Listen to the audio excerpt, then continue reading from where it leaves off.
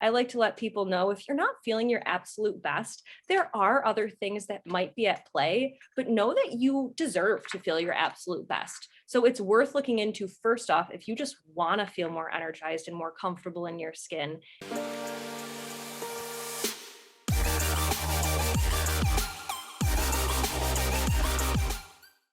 Hello, everyone, and welcome back to the show. Today, joining me, I have Trish Whetstone joining me. Trish is the Feel Good Gut Coach, a holistic health specialist, stress expert, and intuitive eating advocate.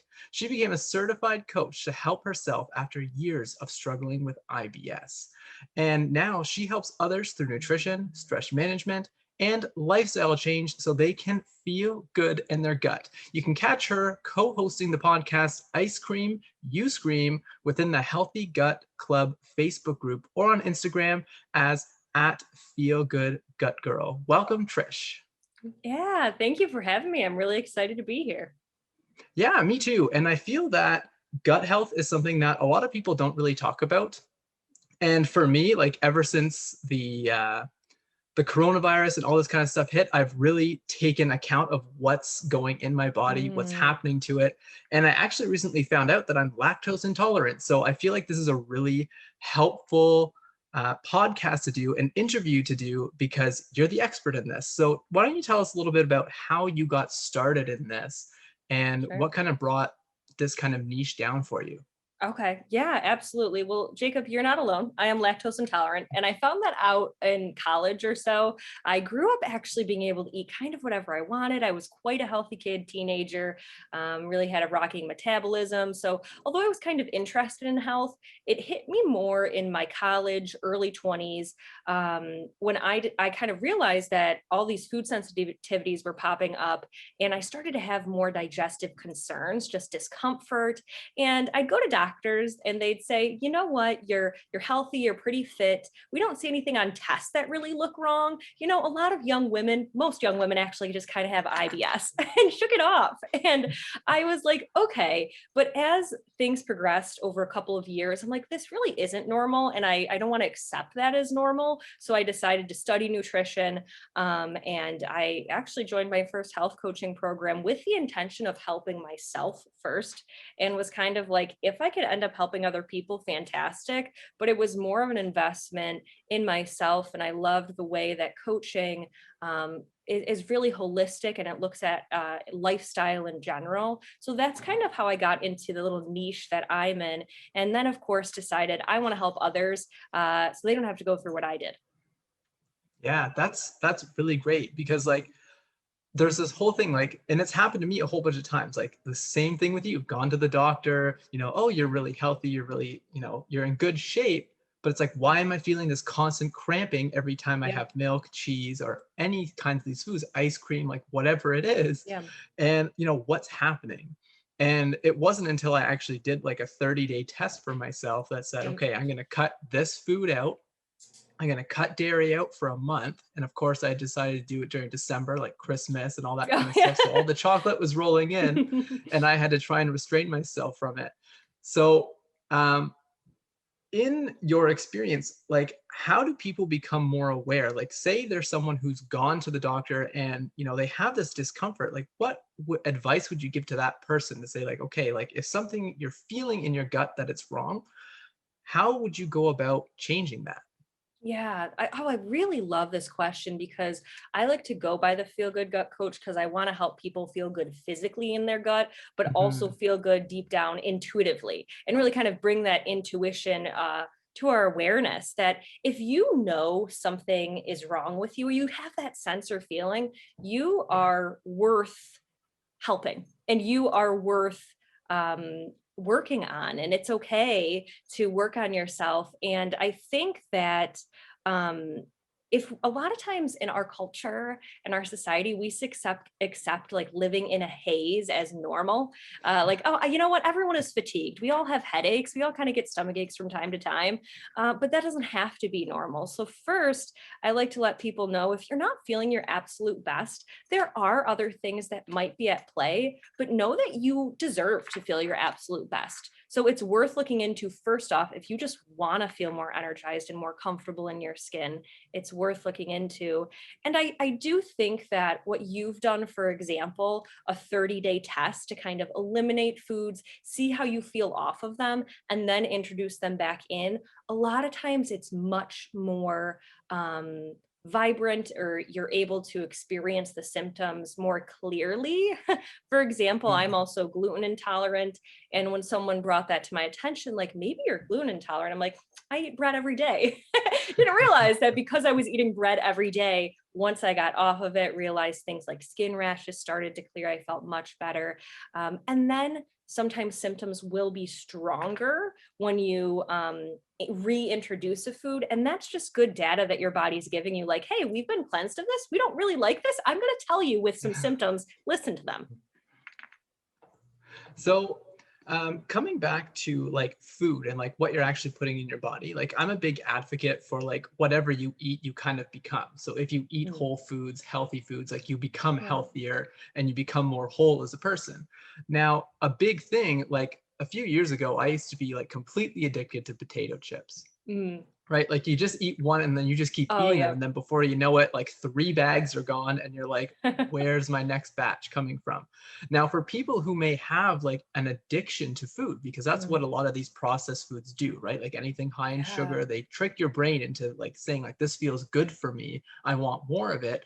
How would you help someone get out of that Mm, unhealthy eating pattern? Right? Because mm, some people find it would be really hard to just completely cut out sugar for a month or completely cut absolutely. out potato chips.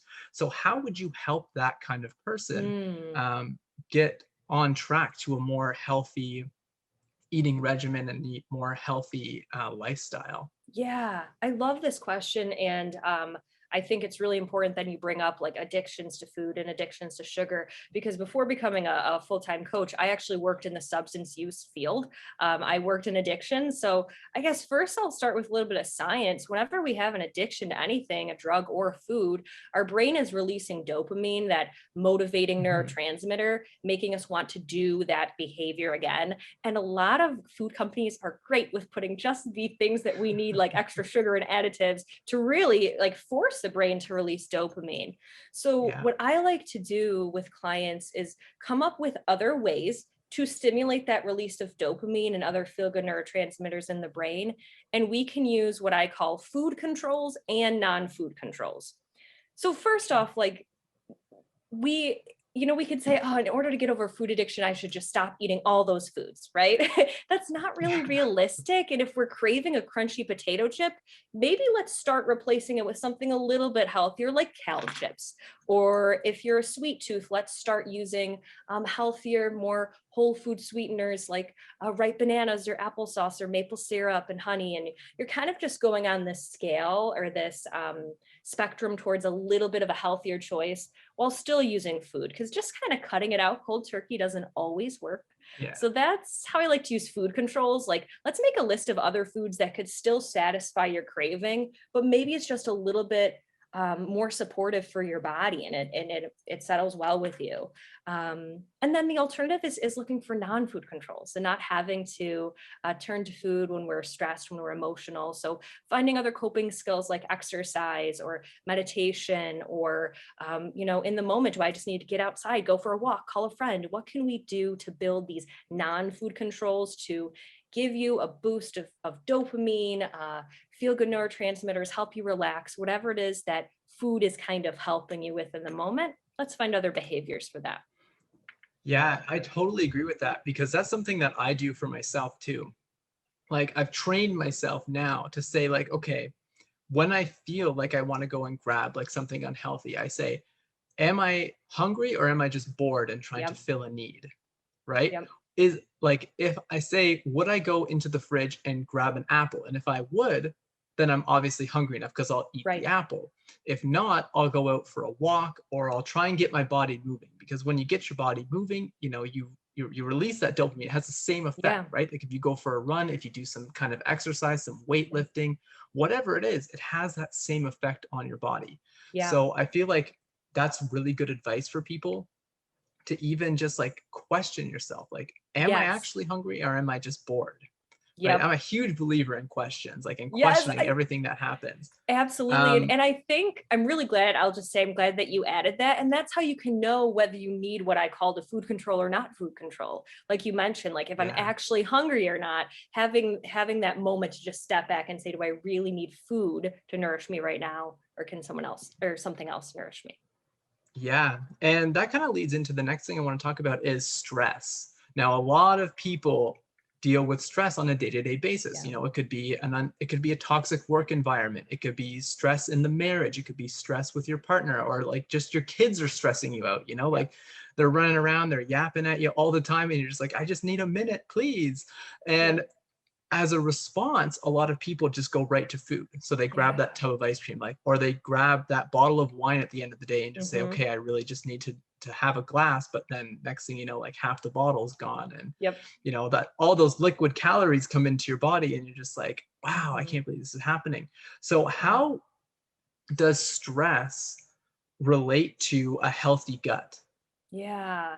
Yeah. So plays a huge role in gut health. And I like to really chat about this thing called the gut brain axis. And it's this pathway that our brain is directly connected to our gut via the vagus nerve. And it's this bi-directional relationship. So when you have that feeling in your gut, that gut feeling like I should or shouldn't do something, your gut is kind of sending a physical sensation up to your brain. Oh, maybe I shouldn't do this thing. And also, our thoughts can affect our gut health as well. And one of the ways that this happens is that cortisol is released when we're stressed out. Like you said, whether or not we're sitting in traffic or it's the kids that are annoying us, cortisol is released. And evolutionarily, it's to help us fight off the bear. So blood rushes to our limbs so we can run away, we can fight, we can freeze in the moment. And what happens is it rushes away from our intestines and our stomach, and our digestion's literally shuts off. So in this state when cortisol is released, that's called the sympathetic nervous system. I like to remember sympathetic starts with an S, just like stress. So when you're stressed out, you're likely in the sympathetic nervous system, and your body is actually not digesting your food, and it's not assimilating nutrients. So most of us don't live there all the time. The opposite system is the parasympathetic. This is our rest and digest stage. This is where we heal. This is where we digest our food. We get nutrition from our food, and we can relax. And the only problem, like you've mentioned, is that a lot of us live in sympathetic so much longer, or so Mhm. much more often throughout the day on a day-to-day basis than in our parasympathetic nervous system. And what can happen is that can actually change our gut microbiome. Our good gut bacteria can get out of whack because of that cortisol. We're not really digesting our food, so it's sitting like a lump in our stomach. So that's like a physical way that stress can affect our gut. But also when we're stressed out by lactose intolerance and not being able to eat ice cream anymore, or we're stressed about what we're feeling, that creates more stress. So it's kind of this bi-directional relationship. And there's a lot of ways to deal with this and look at this. But I'm curious what your thoughts are on that so far, that relationship. Yeah. So for me, I feel like because I worked in an incredibly toxic environment. And, you know, my like takeaway was food. Right. And like Mm-hmm. I'm in Canada, we have this great restaurant, this fast food place called Tim Hortons, and we always have Timbits at work. Yes. Right. So I'm So, you know, actually just from like, Buffalo, New York originally. okay, so So you we know actually, about Tim Hortons then. I know about Tim Hortons. And it's so funny because I just moved very recently to Cleveland, Ohio. We had Tim Hortons every Nice. single corner. So I totally know Tim Okay, Hortons. nice. That's so funny. We don't have it here in Ohio yet, but I So like know. my automatic like response when something was stressing me out was to go grab some Timbits and just eat them. And like I would demolish like a pack of 50 like it was nothing. Sure. And you know, like I was constantly in that state of being in that sympathetic nervous system, that Yeah. constant like response to be constantly eating and just wanting more to kind of Yeah. try and calm myself down with food. And as a Yep. result, I ended up going like over 200 pounds and I was so unhealthy. I was so tired all the time. And the way I kind of calmed myself down was number one, leaving that job. Number Yeah. two was I really learned to be comfortable with myself and learn meditation. Yeah. Meditation and the mind body connection is such a huge thing. Like for anyone listening to this, like if you can control your mind, you can control everything else, because everything starts in the Mhm. mind and it flows through you.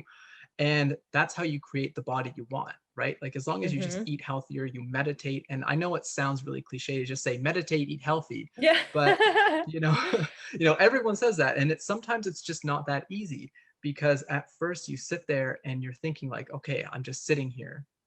Great, I'm meditating. I'm Right. just sitting here. My eyes are closed. Maybe I'll fall asleep. And you know what? That's okay if you fall asleep. That gets you into that Yeah. calm state, right? At Exactly. least you're Exactly. relaxing now and you're not stressed because you're sleeping. And there's so Right. many great guided meditations out there. Oh, there are, absolutely. And meditation is one of the best ways to touch into that parasympathetic nervous system. Mhm. Sleep is incredibly healing for the gut.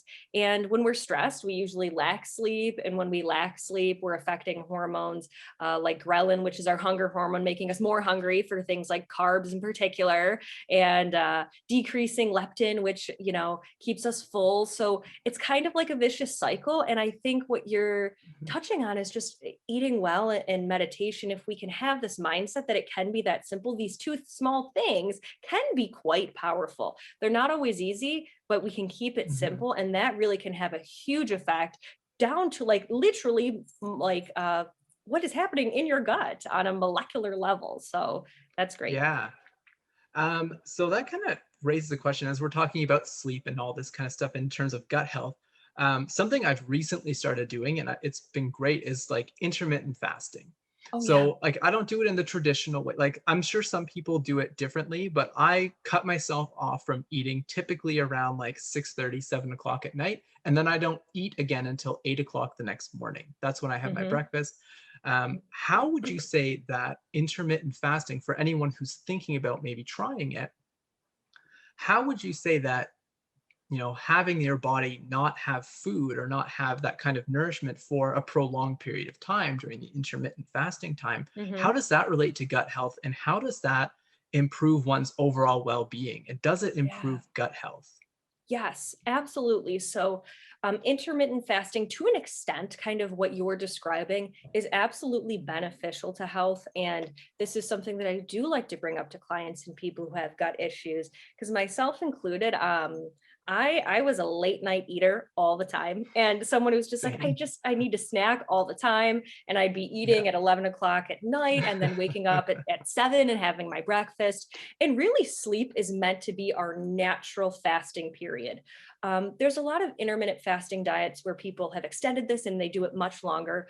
But in the very Mhm. least, most of us should kind of have this natural fast, and a good 10 to 12-hour fast is really healthy because it does just what you were touching on. It allows our digestive system a break. So it's not having to work 24 hours around the clock all day long. It gives our system a break. It has time to kind of heal and assimilate those nutrients and rest. And really, that's my number one tip I give people.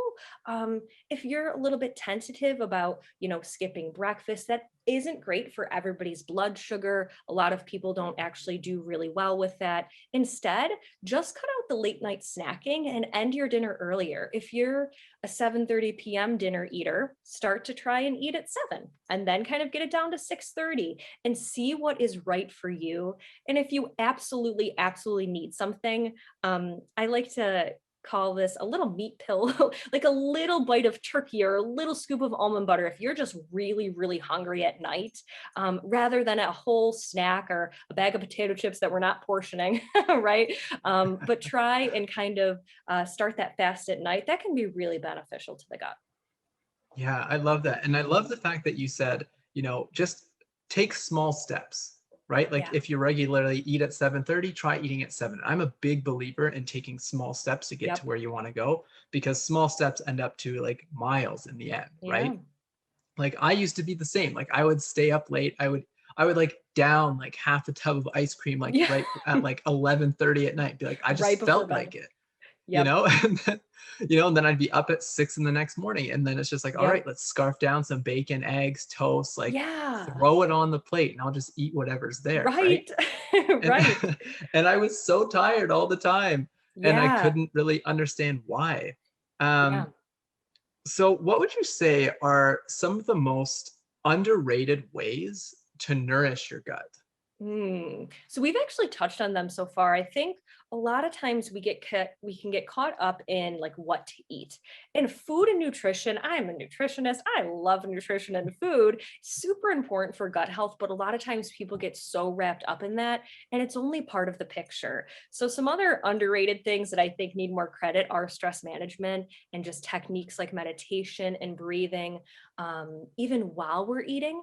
So I kind of mentioned not focusing too much on what to eat or knowing that that's not the full picture, but also how we eat and when we're eating. Are we giving ourselves consistent meal times? Are we giving ourselves a little bit of a fast at night?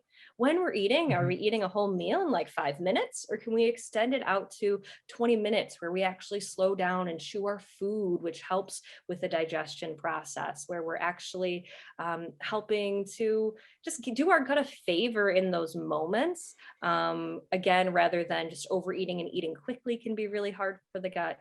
And then I'm a huge advocate.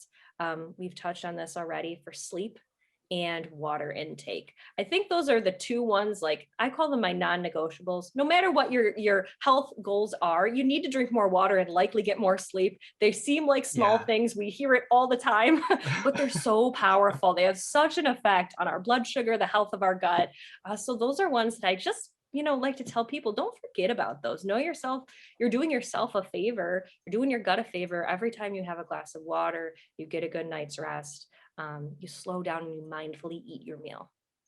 Yeah, I have to say I'm super guilty of eating my meals really fast. Like I Me scarf too. them down. It's like I'll have like my dinner. I usually have like a couple of chicken breasts and like vegetables. Like half my plate is always vegetables. I have a protein and sometimes I'll have a carb on the plate. Um, if it is a carb, it's usually like a sweet potato or something like Hmm. that. And like I finish my meal in like less than 5 minutes most Yes. times. Like Yes. it's just like I see eating as like a waste of time almost, right? Because it's like I'm sitting here Right. eating, but I could be doing something else. And I Yeah. think it's important that, we chew our food. Like we don't just inhale it because I feel like once it goes into the gut, like, and I feel it sometimes, like, depending on what I Yeah. have, like, I feel really bloated after because I'm just Yep. full of like pretty much like chunks of food because I never Yes. chewed it, Right. right?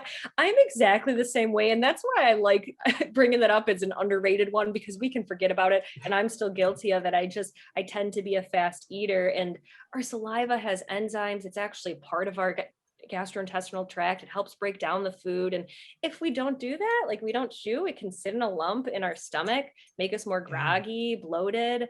And it's just, it can be a process, because I get that too. Like, oh, I feel like it takes so long to eat this meal. I want to do something else. But if you can kind of like learn to eat mindfully, you're like, wow, it's kind of pleasurable to eat food. And wow, maybe I can have like a night's conversation with my partner. This is a time when I can sit back and Yeah. relax and give myself a breather for a second.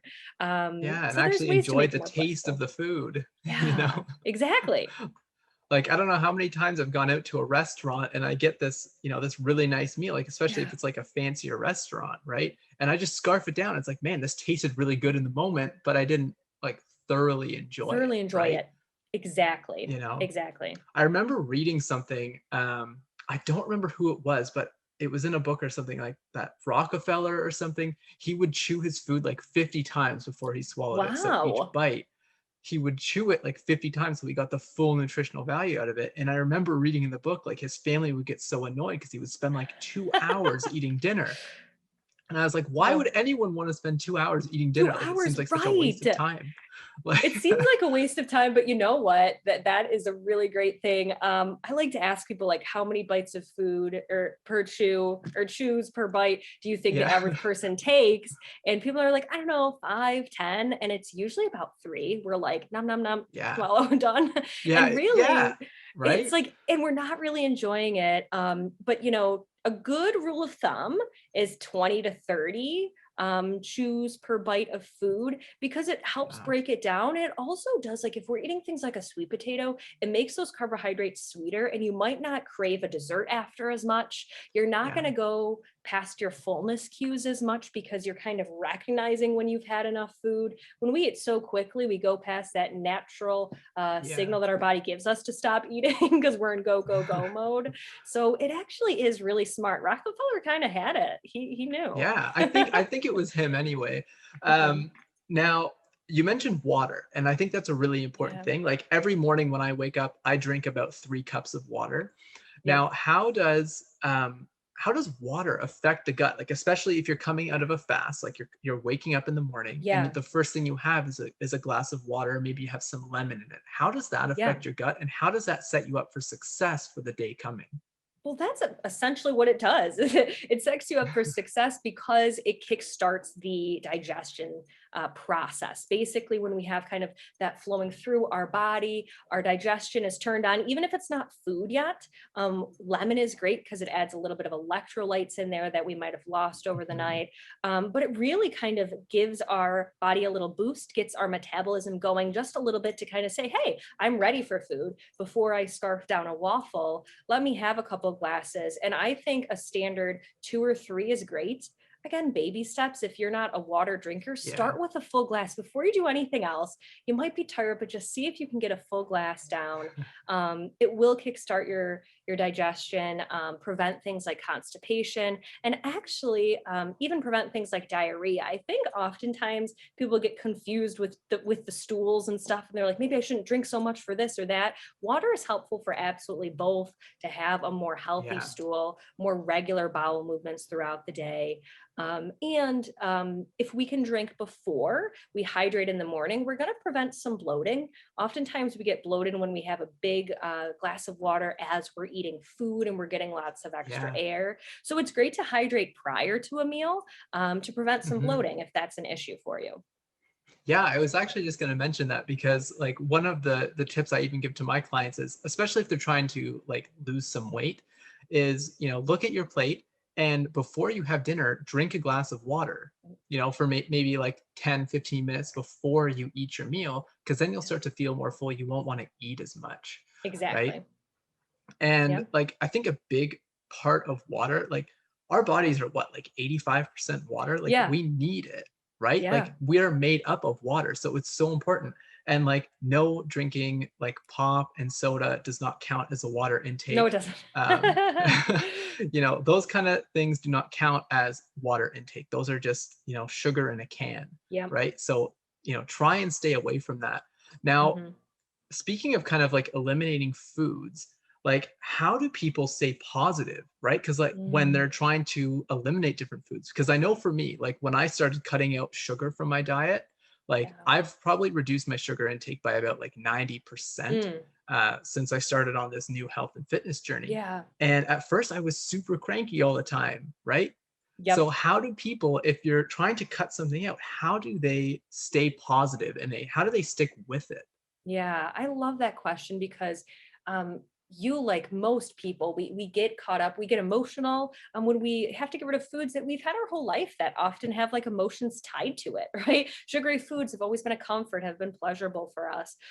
So one of my tips that I really like to give my clients and I like to offer up is to focus on what you can eat rather than focusing on the lack thereof. Because oftentimes we think, okay, I can't have sugar, I can't have dairy, I can't have gluten. That knocks out this and this and this and this and this off the list. And I can only have vegetables and meat. And we're like, oh, that's so few foods. But really, I like to help people focus on what they can eat and focus on a Mhm. variety. In that way, there are so many more fruits and vegetables and maybe different grains and different ways of preparing meat that you've never tried before. And actually focus Yeah. on like, this can be kind of an interesting adventure, and maybe I can find something new that I really like, and really focus your attention on that, and realize that you might even be getting more variety than the standard American diet eater, who's kind of having a lot of corn-based products and a lot of the same like Yeah. breads. You're actually going to be getting more variety if you're eating a whole foods diet. So along those lines, another way of thinking about it is this concept of phasing in to phase out. you're going to be getting rid of foods potentially, but phase in all these other foods, these variety of fruits, vegetables, whatever foods you can eat or are focusing on in order to phase the other ones out. Focus on this, what you're phasing in, focus on what you're adding. And then slowly you'll kind of find if you're not paying attention to too much, you might not miss those foods quite as much. Yeah. And that's something that I did as well. Like I completely cut out white bread.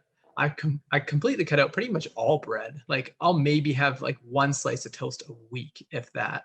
And like the transformation was insane, Yeah. right? Like after eating this toast and like this bread for years, I just like cut it out. I was like, white bread is so processed, it's so bad for you Yeah. that I just had to cut it out. Like, sure, if I go to like a restaurant like the Keg or something, like yes, I will have their focaccia loaf that they bring out because it Right. is the bomb. But like, Yeah. but like in my home, like I don't eat white bread because it made me feel so terrible after that, Yeah. and once you actually start looking at the ingredients in the food that you're putting in your Yeah. body, like what is like yellow number 5, like what is orange number 3, like what Yeah. are these? Like if you don't know what it is, why are you putting it in your body? you know Exactly. Yeah. so a big thing that I've asked myself, and I always get my clients to ask themselves before they go and eat something like that, is like, is it worth it? Is it worth it? Yep. Is Yeah, it worth it? Is it worth how you're going to feel after? Is it worth how exactly. you're going to, is it worth putting on maybe that extra 2 pounds that you're going to get from eating 4 bags of chips or whatever it is, right? Right, right. Exactly. And So go kind ahead. of along the lines of that, it reminded me of another thing I like to offer up, which is like connecting with your why you want to do that. If Yeah. you are an elimination diet, is it to alleviate discomfort or is it to gain more energy? What are you getting out of this? And connect with that and basically ask yourself that question. Like you said, asking yourself questions are so important and helpful. And being like, is it worth it? Maybe not, because my why of wanting to feel better and more energized and more comfortable in my skin is going to be a longer lasting impact. It's going to have a better effect on my life than the 5 minutes of pleasure I'm going to get from eating the bag of potato chips. Yeah. And I think that kind of goes with like making those neuro associations too, right? Yeah. Like it's like associating more pleasure with pushing that negative food away or like that bad food Yeah. away, and more pain or more pleasure with creating that good, healthy eating habit, right? So Exactly. associating more pleasure with eating an apple and more pleasure with pushing away the chips. Yep. Now, when it comes to normal digestion, what would you say is like normal and not normal? Like for someone sitting here thinking like, well, I don't know if my digestion is good or not. Like, Yeah. what's kind of like the measure? Like, how can someone see if they have good digestion or not? Yeah, that's a great question because I think um, what I realized going on this journey and kind of sharing, like, hey, I'm an IBS sufferer, is that so many people have gut issues and they don't realize it, or again, they kind of accept it as normal. And one of the things is just energy. Our gut is so linked to our mental clarity and our energy. So if you feel like you're living in a haze, living in a fog, it's likely that you could benefit from nourishing your gut more. Energy issues are not always completely linked to gut health, but just kind of, first of all, noticing how you feel. But then some more tangible things, how I know I have digestion issues, would be to look at your stool and are you having bowel movements every day? It is normal to have 1 to 3 bowel movements every day. So that means it's actually not normal to not go every single day. And up to 3 times a day, if it's pretty normal, that actually is actually okay and normal and fine. In a way that you can kind of tell, like, is my stool healthy? Is it not? Is by looking at the Bristol stool chart. And this is something you can Google. I won't give you too much graphic detail, but essentially, a lot of times we're just not sure. And like, if we have really kind of, we're forcing, or we have like pellet kind of stools, things like that, we're erring on the side of constipation. And so first look at the quality of your stool. It does tell a lot. It absolutely does. How frequently you're going, and then really look at how you're feeling after meals. You should optimally, after a standard meal, feel pretty energized with little bloating. it's normal to Mhm. have a little bit of bloating, especially if you're eating a lot, Thanksgiving belly, if you're eating a lot, but otherwise we shouldn't really have that every day. Some people, myself, actually, I dropped 2 pant sizes when I got rid of gluten and dairy. My journey is Nice. not one of weight loss. It's just of gut healing.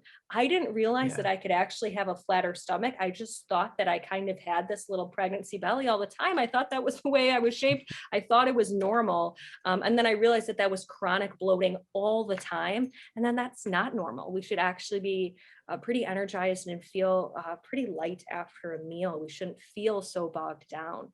And then Yeah. the last thing that I'll say is a lot of other health issues, like issues of the skin, joint pain, headaches, are linked to gut issues at the core. So if you have some of these things going on, like your bowel movements are a little weird, and you can't describe like why you're having skin issues and you're having sleep issues and joint pain, it's likely that all these pieces of the puzzle might be connecting to your gut, and it's a good idea to look at your gut. Yeah, that's really, really good advice. I can't say that I've ever really looked at my stool, and I honestly I probably won't. But It's so funny you say that. I guess I'm here to help you normalize. Look in the toilet. It's okay. Look in the toilet after you go. yeah. It's actually okay to do so. Yeah, because a lot of times we just out of sight, out of mind, right? Yeah, exactly. So, Trish, if you could send one message to the entire world right now, Mm. say everyone was listening, what would that one message be or that one piece of advice be? I love this. No pressure. I want to make it good. I think it would just be listen to your body, connect with your body, and get to know yourself and your body in that way and honor it. Know that there might be other people who don't understand, who are a little bit ignorant to what you're doing, or they might judge or they might question you. But if you're listening to your body and you're making choices based on what you feel is right, that is Mm, golden. That's beautiful. That's what you need. And you know yourself best. Every body is different. And you're really your best indicator of how you should feel and what you can do to help yourself.